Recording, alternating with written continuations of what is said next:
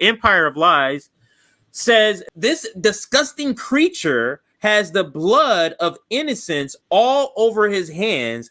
I hope the ghost of every child murdered by Israel in Gaza haunts his monsters, this monster's nightmares forever. Sorry for butchering that. But that is a great preface for this video. Let's listen.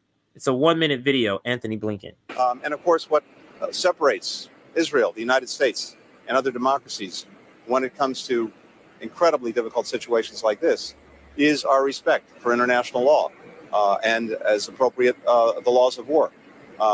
We do everything we can to make sure that in these situations we avoid civilian casualties. That is in direct contrast with Hamas, which uses people as human shields.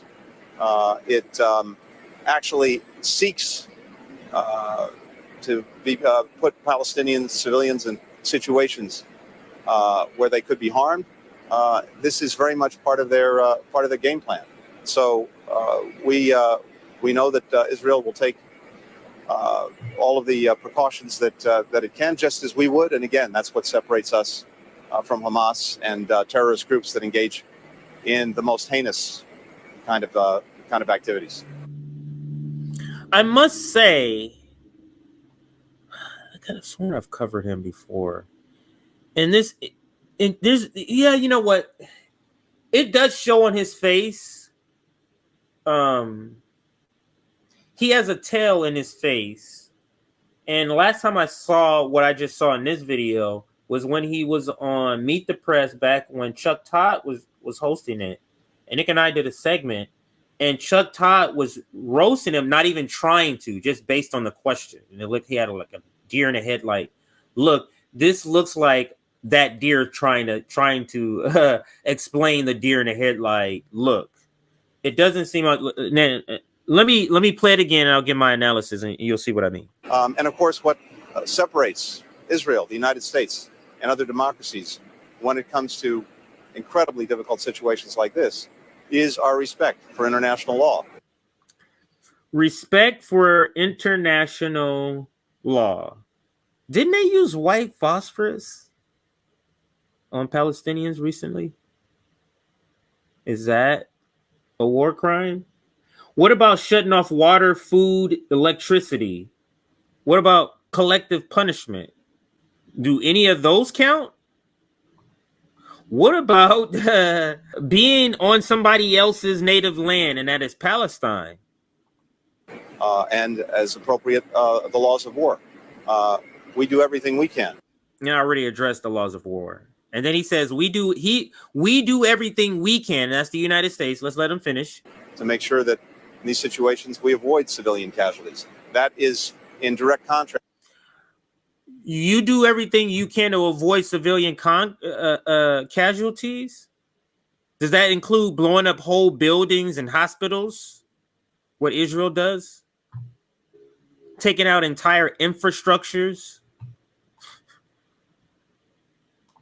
With Hamas, which uses people as human shields. This is projection here. This is projection. It actually seeks to put Palestinian civilians in situations. This is projection too. Where they could be harmed. This is very much part of their game plan. So we know that Israel will take all of the precautions that it can, just as we would. And again, that's what separates us from Hamas and terrorist groups that engage in the most heinous kind of activities. They say this shit with a straight face. Let's move on to the next thing he says here. To all of those people who spent days claiming, now this is a right-wing person saying this. So there's been some talk about $6 billion for some hostages and how Iran possibly, or this is what they're saying, Iran helped fund this attack by Hamas, and it was funded by Iran through this $6 billion supposedly. That's what they're saying, or that's the conversation. So this is what he's addressing here after this attack. He's addressing the $6 billion. So let's listen to what Antony Blinken says here. With regard to the $6 billion, first, again, it's always worth repeating the facts because unfortunately the facts get lost along the way. The money that Iran accrued in bank accounts, in this case in South Korea, for the sale of its oil was done pursuant to an arrangement established by the previous administration.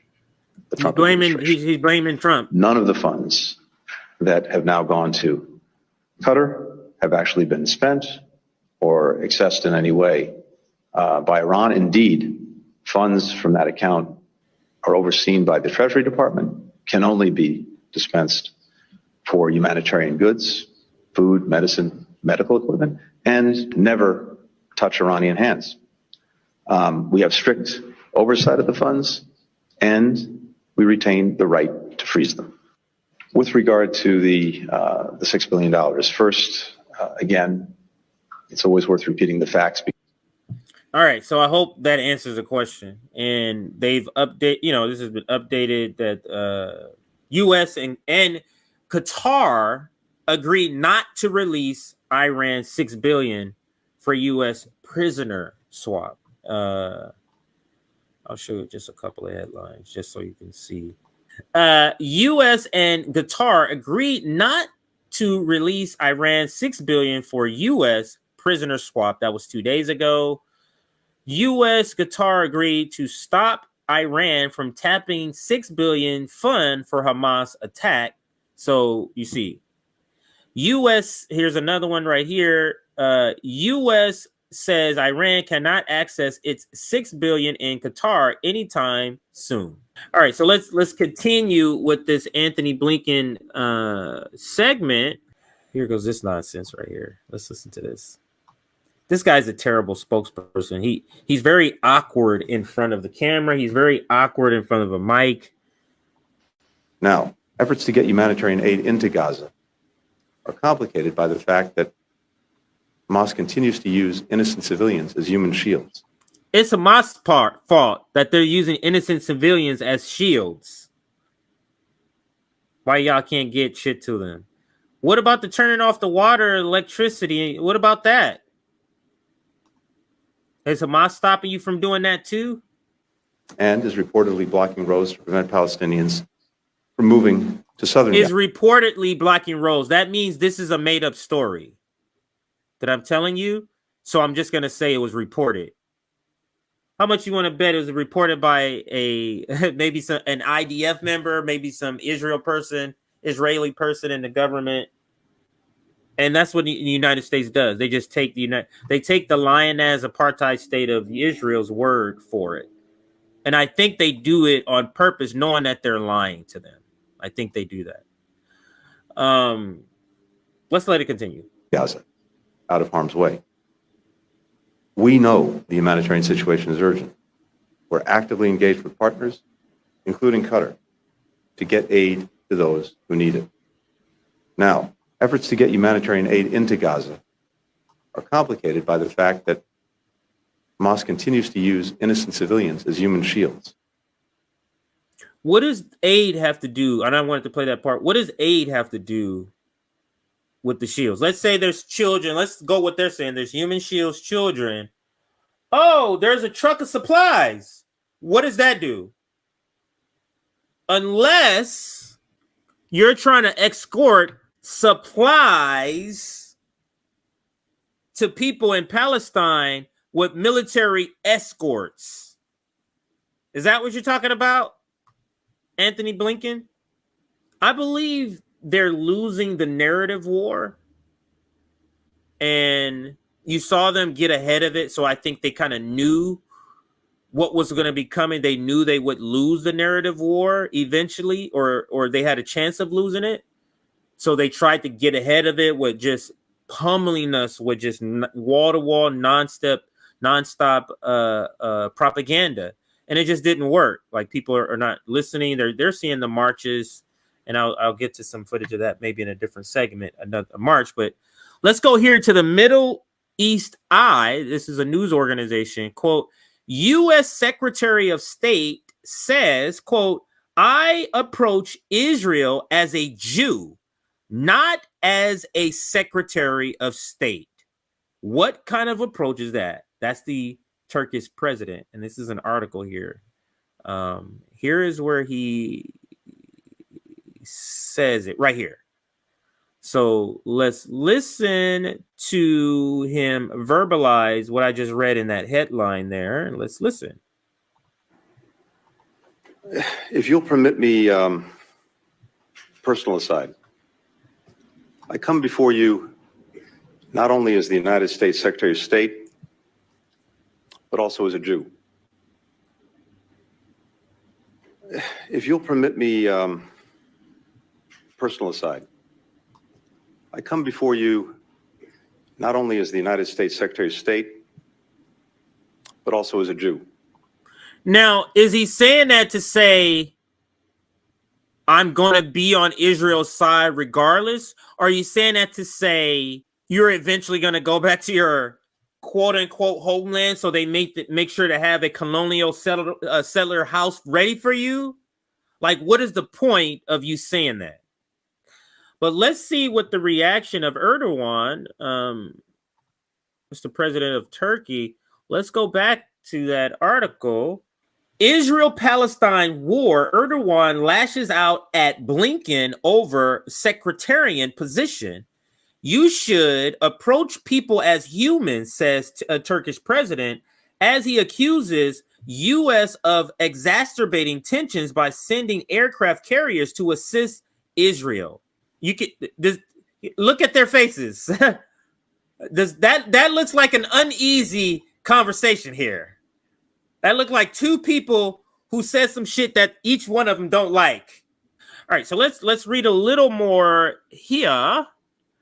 Turkish President Erdogan, I'll just say his last name. Turkish President Erdogan hit out at the United States on Friday for exacerbating tensions between Israel and Palestine by sending an aircraft carrier to the region and using sectarian language.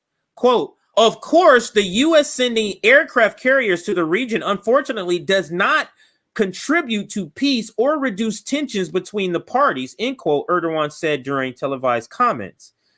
Quote, U.S. Secretary of State says, quote, I approach Israel as a Jew, not as a Secretary of State, end quote. What kind of approach is this? If in response, the people tell you that they would approach the region as Muslims, what would you say? You should approach people as humans. This is a quote from Erdogan I was reading. So Erdogan is not happy about that quote. I mean, I would not be happy about that too, because like I said, what does that mean? What does that translate into as the Secretary of State? How does you being a Jew in your relationship with Israel, what does that translate into with policy? Let's continue. The Turkish president said that cutting off the electricity, water, fuel, and food of 2 million people squeezed into 360 square kilometers in Gaza was a violation by Israel of the most basic human rights.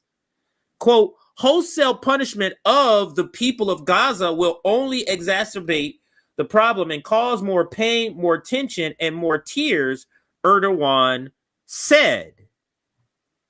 And that's why you get that expression. After reading that, it kind of explains the expression, at least to me. And now let's go back to Twitter here. All right, we read the article. Now let's hear Erdogan speak. Now, you're going to have to read the caption because, of course, he's not speaking in English. But this is where he said the part in the article we just read. Turkish President Erdogan, I particularly need to express one point, and that is Gaza is currently oppressed and a victim, but Israel is not a victim. Oh, wow. Of course, the U.S., our NATO ally, sending aircraft carriers to the region, unfortunately, does not contribute to peace, tranquility, dialogue, diplomacy, or reducing tension between the parties. Even more importantly, the U.S. Secretary of State is saying that he is approaching Israel not as a Secretary of State, but as a Jew. What kind of politician is this? What kind of approach is this? The same question that I had for that, and that's it. Breaking: Saudi Arabia ends all negotiations on normalization with Israel. Saudi Arabia has informed the Secretary of State, Antony Blinken, that it is ending all negotiations on normalizing relations with Israel's, reports the Israeli newspaper, the Jerusalem Post, echoed by the Saudi media outlet, the Saudi Post, published in the U.S. Is there? Okay. And then this is a thread. Then he goes on. Those demanding a source, and here is that source. It's in another language, but then he translates the passage. But here's a quote from that article, the translation. Riyadh indicated in a letter addressed to Biden administration that, quote, the extreme nature of the right-wing Israeli government undermines any possibility of reproach with the Palestinians and therefore with the Saudis. This isn't some fake news. Prince MBS has ended all negotiations for normalization, and this is a tweet from the Saudi Post. So there you go. All right, let's go to my next receipt here. The Associated Press. Iran's foreign prime minister has called on Israel to stop its attacks on Gaza, warning that the war might expand to other parts of the Middle East if Hezbollah joins the battle. So this could grow exponentially. And let's listen to this. This is Richard Medhurst. We're not going to listen to all of it. We're just listening to a little bit of his reporting here. Let's listen. There's a Reuters journalist, Issam Abdullah, that was just killed in South Lebanon by Israel. Okay, and they fired a shell at a group of journalists, just like they killed Shireen Abu Akleh.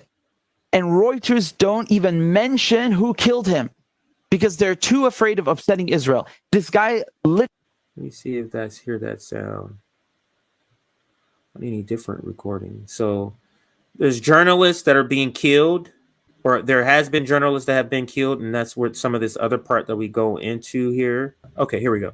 If the video doesn't play out, I can just read what it says. Israel keep saying they're fighting Hamas so far, and then he lists here, killed 10 journalists, killed 2,000 people in Gaza. Most were women and children. Ordered people to evacuate, then slaughtered them. I'm starting to think Israel's right to defend itself is an excuse to commit war crimes. And then, so that's essentially what he says in the video. And for whatever reason, the sound on it plays some sort of scratching sound in my ear. I don't know if all of you can hear it. Here's some more information here. Dan Cohen goes on to say, actually, let me read the tweet that he quotes first. Tributes have been pouring in for Isma Abdullah, a video journalist for the Reuters news agency who was killed in southern Lebanon. He died on Friday amid escalating violence among the country's border with Israel. And then Dan Cohen, who we just had on the show earlier this week, was it Monday? There is an unspoken rule in Western media that when Israel murders a journalist, they have to pretend they don't know who did it. Here's Abby Martin. Israel has targeted and killed over 10 journalists, clearly marked press in the last week. How many countries can commit egregious war crimes like this with complete immunity? And it says a video capturing the moment a journalist was killed and several others were injured after journalists were targeted. The skylight lighten up.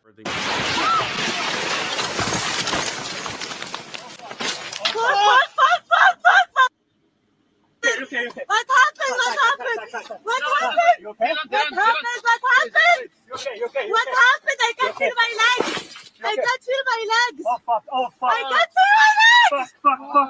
Fuck! I got through my legs.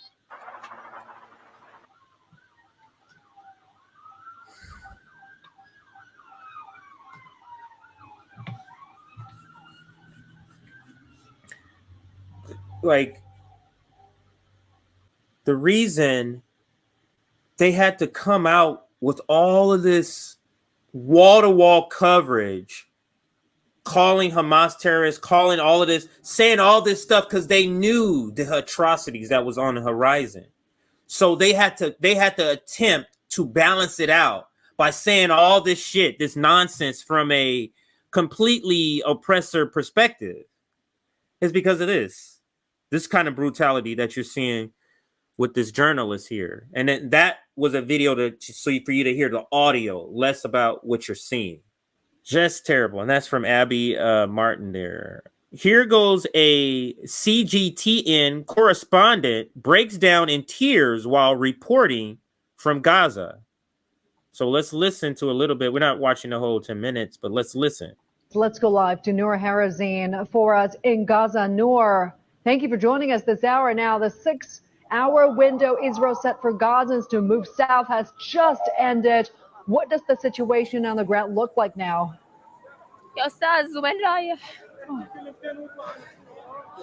Well, I am standing in Shuhada Al-Aqsa Hospital, which is located in Deir al-Balah in southern Gaza. And this is where basically the Israeli military asked Gazans to evacuate. And what we are witnessing right now is whole families, children, women arriving to the hospitals. The Israeli warplanes attacked, airstrikes a home that belonged to Abu Jbara family located in Deir al-Balah in southern Gaza. We saw whole families. I myself saw children, at least 10 children under the age of 5 with their heads cut off. Would you call what she just described as a single issue? And RFK Jr. proudly stands with this. You have to really talk yourself into some nonsense to support somebody who supports this. You really have to tell yourself something. You really have to tell yourself a story to talk yourself into he's good on other subject, but he's terrible on this. I couldn't do it. And I can't watch the rest of this. I can't watch the rest of this stuff. I watched the second half because this had already been playing, so I caught it when it was more down here. But this is just this is not something I can watch right now. This says, Dan, this is another one from Dan. Israeli military is calling journalists in Gaza to threaten their lives. They've already killed 10. And I'll play the audio. I'm pretty sure it's in another language because it's translated. I'm not sure I'm going to be able to see it with my eyesight. It's kind of small writing here, but let's listen. So,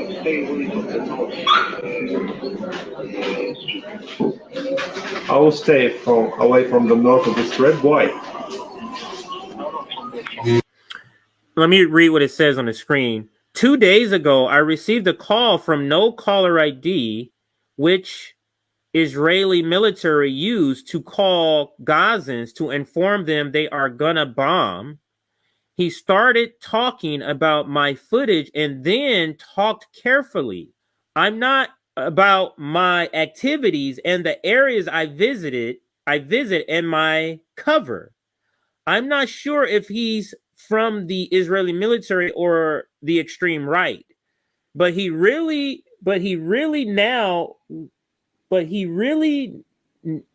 maybe that's know what to do and threaten me in a careful way to not move a lot and stop my coverage to the occupation. That's obviously a translation sort of mix up with the grammar there. But this is one of the calls he's listening to.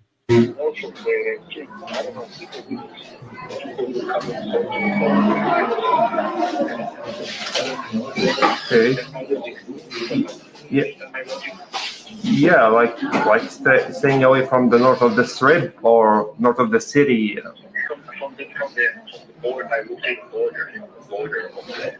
No, I never went to the border. I never went to area. I never went to the north.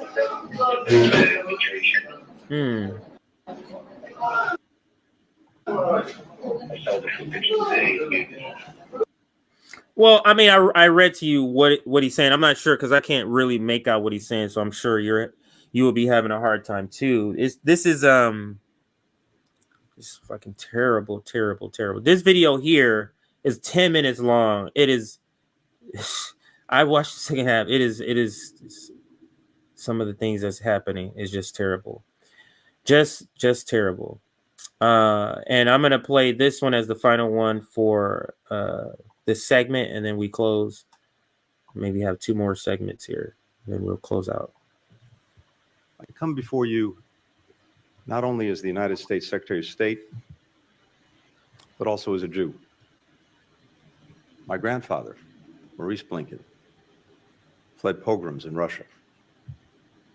My stepfather, Samuel Pizarro, survived concentration camps, Auschwitz, Dachau, Majdanek. So, Prime Minister, I understand on a personal level the harrowing echoes that Hamas's massacres carry for Israeli Jews, indeed, for Jews everywhere. I also come before you as a husband and father of young children. It's impossible for me to look at the photos of families killed, such as the mother, father, and 3 small children murdered as they sheltered in their home in kibbutz near Oz, and not think of my own children. So when he sees Jewish children, he can't help but think of his own children. But how did he describe Palestinian kids? Collateral. How come when you see Palestinian dead bodies, you don't have the same reaction? Oh, is it because you're a Jew? Is that what you're saying?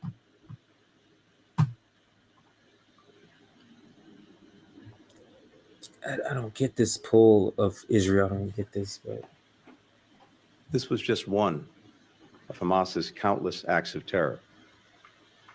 In a litany of brutality and inhumanity that, yes, brings to mind the worst of ISIS. Babies slaughtered, bodies desecrated. baby slaughtered. We just watched a news reporter not even be able to get through her segment because she said, I with my own eyes saw 10 babies under 5.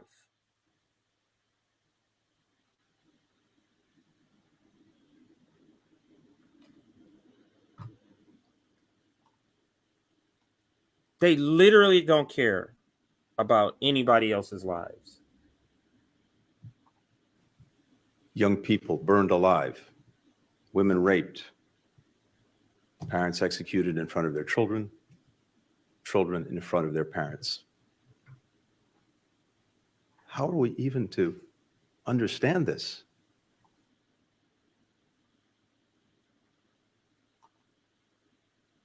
Look at that face.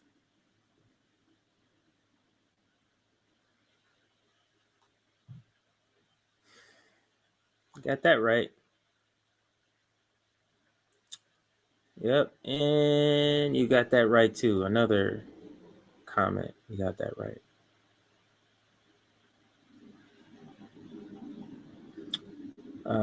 Man, I gotta pause here because it's hard to digest this nonsense. To digest Gotta keep pausing. This must be a moment for moral clarity.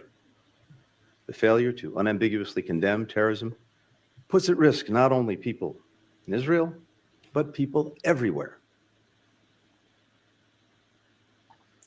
It's amazing. It's the audacity of it. It's the just the no shame of what they're doing and how they're projecting, and most of what they're saying that Palestine is doing or are doing. That's literally what they're doing. That's literally exactly what they're doing.